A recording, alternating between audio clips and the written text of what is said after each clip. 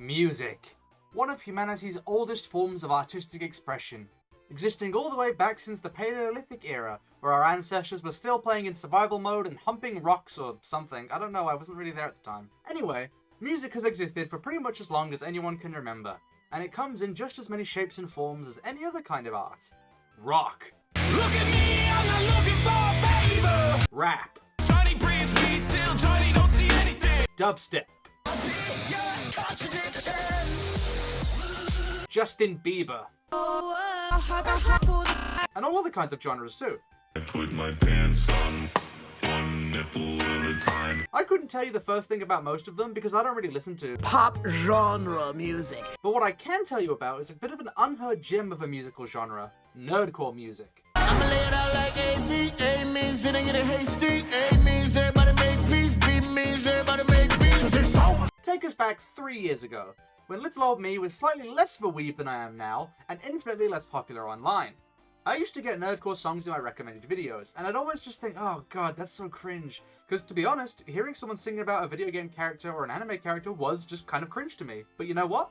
3 years later, I'm utterly addicted to nerdcore music, I've been in the top 0.4% of Daddy Fat Snaps listeners for 2 years in a row, and I've got a playlist of several hundred nerdcore songs saved to my phone. So today, I want to try and indoctrinate you into the fold. And even if I can't convince you that nerdcore music is worth your time, I hope to at least convince you that it isn't as cringe as you might think it is as someone who used to share that same mindset for the genre. Without further ado, let's get right into it. It's hero time. Let's start off, as we often do, with giving a definition. While I'm sure there's a better definition online, I personally define nerdcore music as music that is inspired by and or sung from the perspective of a character/characters from a piece of pop culture media, e.g. video games, movies, anime, etc. Some popular artists who come to mind right away would be JT Music, Nerd Out, Dan Bull, None Like Joshua, Rustage, Dizzy 8, and my personal favourites, Divide Music and Daddy Fat Snaps. For the sake of getting across what I think is so great about nerdcore music, I want to bring up the song Million by Divide Music and the song Collapse by Daddy Fat Snaps, which, also features Divide Music. What a coincidence. Both of these songs are about the character Mirio Togata from My Hero Academia. I'm just gonna get it out of the way, I hate the current state of the My Hero Academia manga. Saving that topic for a whole series of future videos, by the way. But nerdcore music like these two songs from my favourite artists serve to breathe new life into something that my opinion of has otherwise soured. Because this type of music is all about the symbolism and meaning behind the characters involved, you end up getting some really badass, heartwarming, and sometimes even hair-raising tracks. I would be lying if I said these two songs didn't both give me goosebumps and make me tear up even when I listen to them to this day. Nerdcore's biggest strength is its character familiarity. Sure, you can like a song by an artist no problem, but when it comes to nerdcore, the songs themselves are about specific characters, and if you're familiar with those characters, you'll already have some kind of bond with that character and therefore a general sense of appreciation for that character. Nerdcore music like this is so powerful because it lets you take in a fresh experience toward a character that you've already grown to love. And because of that familiarity, the meaning of the lyrics carry that much more weight. Again, I despise the current state of the My Hero Academia manga, but as someone who really loves Mirio Togata's character, these two songs serve as really fun, heartwarming bits of fan service for everything that his character means. To get what I'm saying across, let me break down Mirio Togata's character quickly for anyone unaware. Mirio Togata grew up with the power to phase through solid surfaces, permeation, but his power took a lot of training to be of any use to him. Despite that, he honed it to its absolute utmost potential, bringing his ability to become the best it could possibly be because he wanted to become a superhero and save lives. Mirio Togata is someone who cherishes smiles and humour above all else, and wants to make others happy. His whole introductory arc is about his desire to save a little girl who is abused by the man who pretends to look after her, and his determination to make her life a truly happy one once he saves her from that villain. He even ends up losing his superpower during his fight with her captor, rendering all his years and years of blood, sweat and tears utterly useless, but even after that he keeps on fighting because that's just the way he is. He is a true hero, and he doesn't need fancy superpowers to do the right thing and save a little girl who's in danger. Take that debrief of Mirio's personality, and now listen to these clips from Million and Collapse.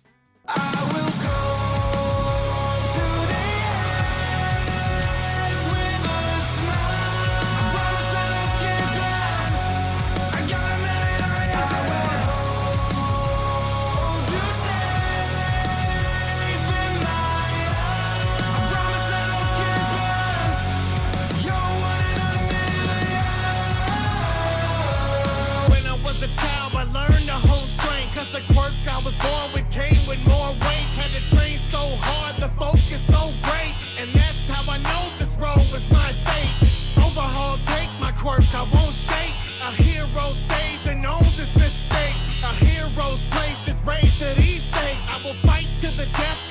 rules don't break! Do you see what I mean when I say that nerdcore music hits that much harder because of the familiarity with the characters in question? Because there's a deeper meaning to the lyrics outside of just being a sick jam, and because you have that emotional connection with the character already, the beat just hits that much harder. I know I didn't really do an amazing job of explaining why nerdcore music is worth your time, but I hope you can go out there and find an artist you love after watching this. There's nerdcore music about all kinds of stuff, from anime to video games to really anything else you can think of. Don't be embarrassed to listen to this kind of music, because honestly, I genuinely think it hits harder than most anything else you can find online these days. But with that, that's about all I have to say with this video. Feel free to add to this topic with a comment below, sharing your own personal thoughts and opinions on the genre, and don't be afraid to say something negative about nerdcore either. You're allowed to have a negative opinion so long as it is constructive, and not just outright, this thing is bad because I said it is. I'd love to hear what you guys think, but for now, let's move into our usual post-video rituals. So, first off, a big shout out to our channel's Thunderbeasts, Sharky, Hearn_TC, and Riverjoy. If you want to help support me and my content, please consider becoming a Thunderbeast as well. I'll admit, there's not really that many perks, but it helps keep the channel alive. So, last video's poll, I asked you guys if you preferred Black War Greymon, Shine Greymon, Blitz Greymon, or Skull Greymon.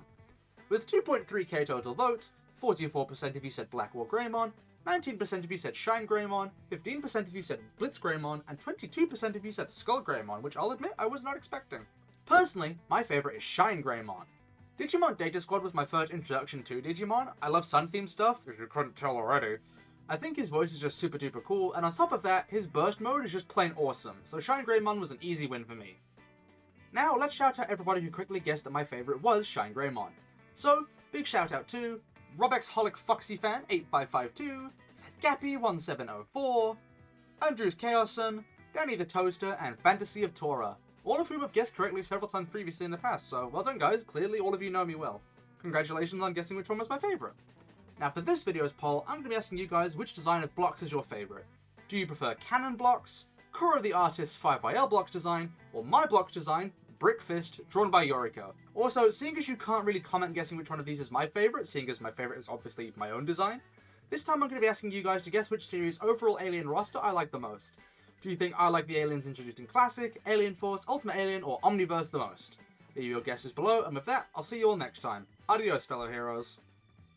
Started when an alien didn't kitty. Now he's got soups and ordinary kitties band. So if you see him, you might be a kitty. He'll turn into Nonce. before your very eyes. He's every shape and size. He's band. He's the baddest. Nonce. Never say that kitties.